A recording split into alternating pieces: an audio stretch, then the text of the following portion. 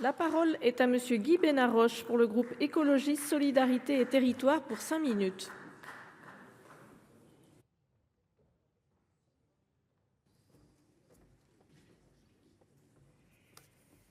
Madame la présidente, monsieur le ministre, monsieur le rapporteur, madame la présidente de la commission, chers collègues. Comme tant d'autres, ce texte est une PPL d'affichage sans avis du Conseil d'État, écrite sans concertation avec les acteurs de terrain, alors même que les politiques publiques qu'elle entend modifier l'ont été récemment dans un texte dont l'encre est à peine sèche, en 2021, annoncé comme fondateur d'une justice pénale des mineurs plus lisible et efficace. Pourquoi ne pas attendre aussi de voir les effets réels de la loi Belloubet avant de venir encore modifier l'état du droit et complexifier la tâche des acteurs de terrain? Je ne suis pas professeur de droit et je ne suis pas juriste.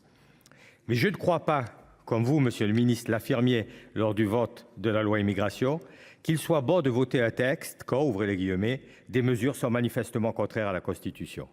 Le Conseil constitutionnel fera son office, mais la politique, ce n'est pas être juriste avant les juristes. Je pense que le politique, quand il est législateur, doit faire attention au droit, à sa bonne rédaction et à ses conséquences. Je suis en accord avec l'analyse du rapporteur Spinner sur cette loi. Elle est mal écrite, au mieux inefficace, et l'ensemble des articles supprimés en commission n'avaient pour seul but qu'un affichage dans ces temps troublés d'une autorité suraffirmée, prétextant une démonstration de force qui serait forcément salvatrice. Je suis aussi d'accord avec la volonté portée par notre présidente Muriel Jourda d'une vigilance particulièrement sérieuse sur l'écriture du texte et donc sur la suppression de propositions à la fois douteuses, problématiques, inefficaces. Je salue la réécriture de l'article 1. Je salue la suppression de l'article 2 qui se voulait porter une plus grande responsabilisation des parents. Quand on sait que la crise du travail social conduit à un manque très préoccupant de travailleurs sociaux dans les structures de protection de l'enfance, PJJ et ASE, cette PPL ferme les yeux sur les graves dysfonctionnements des institutions qui pourraient accompagner les parents parfois dépassés et préfèrent jeter le discrédit sur les familles des enfants délinquants. Je n'invente rien. Ce rôle majeur de l'ASE et de la PJJ pour les mineurs était déjà contenu dans les recommandations de la commission d'enquête narcotrafic, recommandation 27. Mais là encore, pas plus dans la loi narcotrafic qui a suivi que dans ce texte, cet aspect d'accompagnement effectif n'est présent. Je le regrette. Cet acharnement sur la responsabilisation parentale de familles souvent monoparentales, déjà dans une grande précarité, ajoute des mots aux mots sans jamais rien résoudre dans le parcours éducatif et social des mineurs. Sans parler de l'absence de cadre public, école, santé, police de proximité, sport, culture, de l'absence de formation, d'information et d'animation. Notre groupe félicite la volonté de la commission de supprimer l'article 4 sur la comparution immédiate qui n'apporte rien et ne répond pas, je cite encore la commission, aux besoins réels des éducateurs et des magistrats.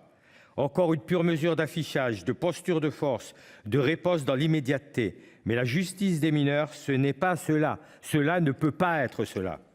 Enfin, nous saluons la suppression de l'article 5 qui était censé encourager les juridictions à déroger au principe d'atténuation de la peine.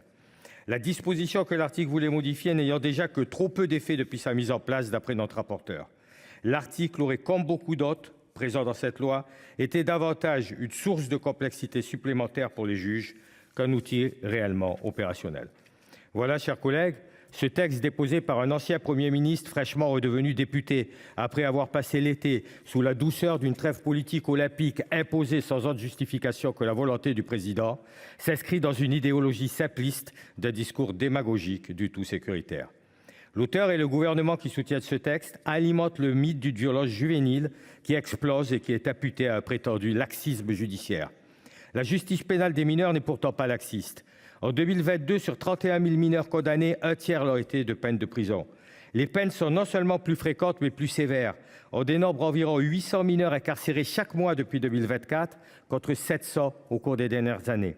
Il n'y a pas non plus d'explosion de la délinquance chez les jeunes.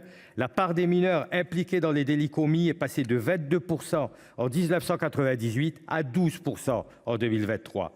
Le rapport de notre commission a bien acté cette baisse volumétrique tendancielle de la délinquance des mineurs.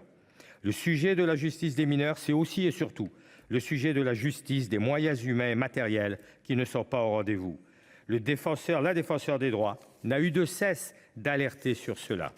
C'est pourquoi, chers collègues, nous resterons attentifs à l'étude de ce texte d'autant que de nombreux amendements de rétablissement des mesures problématiques y seront discutés. S'ils sont adoptés, nous nous opposerons à ce texte. Nous continuerons à défendre la spécificité de la justice des mineurs, à nous opposer à son rapprochement avec la justice des majeurs. Merci, cher collègue.